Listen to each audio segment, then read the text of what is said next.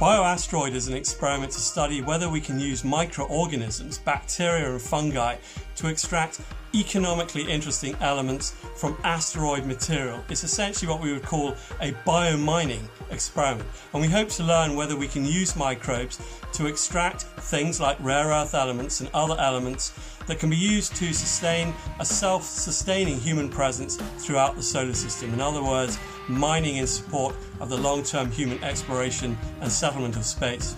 BioAsteroid is basically the natural following up of BioRock.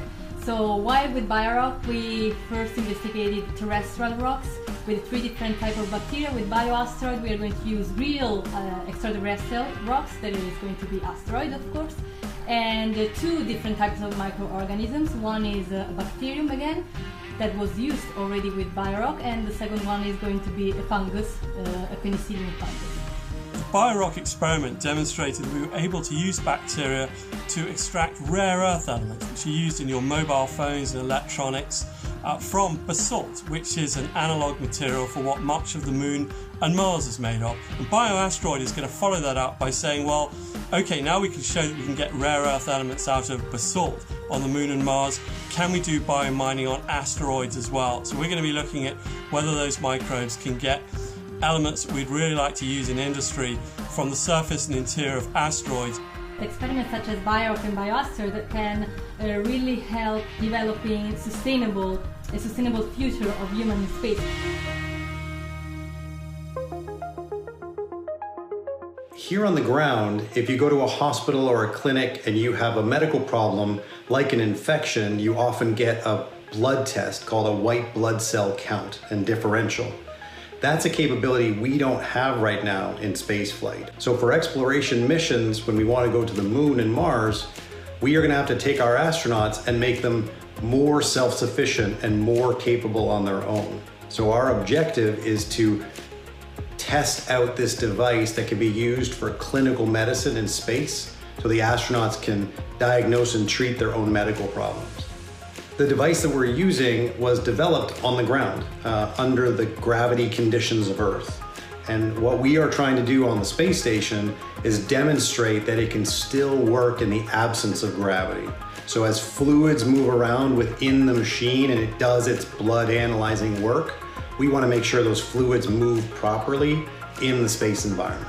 Our goal in this work is really to try and expand what we can do in spaceflight from a medical perspective, because when we send people to Mars and someone gets sick on the way to Mars, we have to be able to take care of them where they are instead of focusing on being able to get them back to Earth quickly. We are sending brain organoids to the space station. A brain organoid is a miniaturized version of developing human brain. So this really mimics the early stages of a human brain development. Our first mission was to test if the brain organoids could actually survive into this microgravity environment. The second mission has 2 main goals. I mean, the first one is a validation of the first missions, but we are also adding a more mechanistic extrapolation or insights where we're going to be manipulating the telomerase activity inside this brain organoid. These brain organoids, although they are human models, so they have a great potential to study human disorders, they are actually mimicking the very early stages of the human brain development. There is, for us, no way to do this type of research on Earth, so we would really need to go out there in space to see what's the impact of microgravity. Being able to perhaps accelerate these brain organoid maturation could help us make better human models for neurodegenerative disorders, for most of them we don't have any treatments or cures. What makes me really excited about space is the possibility to improve disease models and the contribution to future human space travel missions or colonization in other planets. This might seem like science fiction, but I feel that the moment is really positive right now for this kind of research. The study that we did about 5-6 years ago, we sent up iPSC-derived cardiomyocytes. There's a few things that have made me gasp out loud up on board Space Station. Seeing the planet was one of them, but I gotta say, getting these cells in focus and watching heart cells actually beat has been another pretty big one. For this particular study, we're going to go one step further to make it resemble more of a human heart, meaning that not just the cardiomyocytes, but we're sending it in a chunk of a human heart tissue that has the cardiomyocytes, the fibroblasts, and the endothelial cells. We put the three cells together to form what we call a 3D engineered heart tissues. And our plan is to send these contracting 3D engineered heart tissues up to space so that we can understand the effect of microgravity on cardiac function in human heart tissues. This is the scaffold that holds the engineered heart tissues. So one scaffold contains 4 of these tissues when they are beating. If you think about it, the human evolution took place under the influence of this unseen force that is gravity.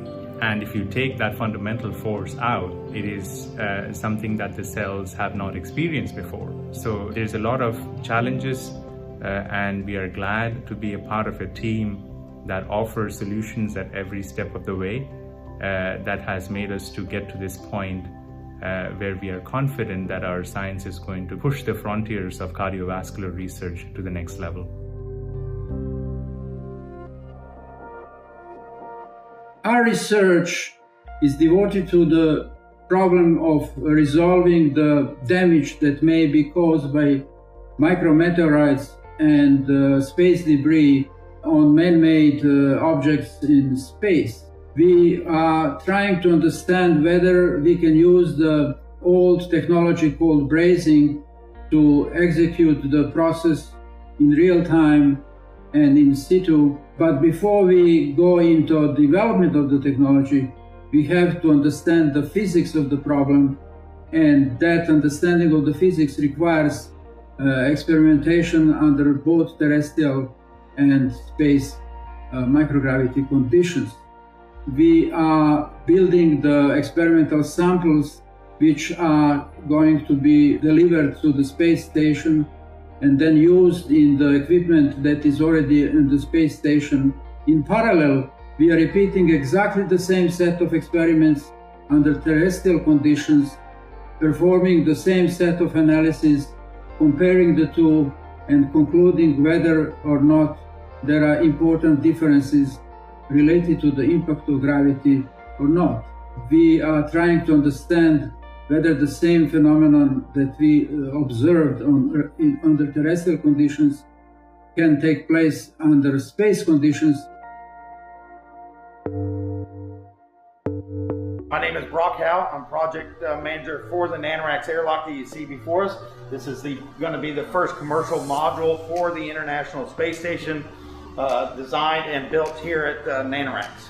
We've been working on the airlock for about 5 years. It's going to be a new airlock to the space station, similar in use as the Japanese airlock, but this one's about 5 times the size of the Japanese airlock. The opportunities for scientists to do work and be creative with the airlock are a myriad of different ways. One of the primary things is deploying objects off of the space station. NanoRacks does that on these small CubeSat type format right now. The airlock will provide a capability of much larger volumes of those type of payloads to be deployed out into space.